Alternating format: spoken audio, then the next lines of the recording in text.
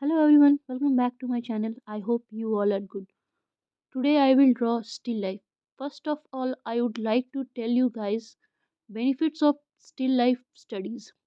Still life challenges our understanding and ability to look at the finer details of everyday object in our environment. So there are some important points that should follow in still life drawings. Number one is it helps us to slow down and notice the small details of life. Second one is our ability to see things change when we masters still life.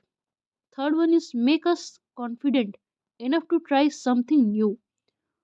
Fourth one is still life provided us a controlled environment so that we get enough time to experiment and learn from our mistakes.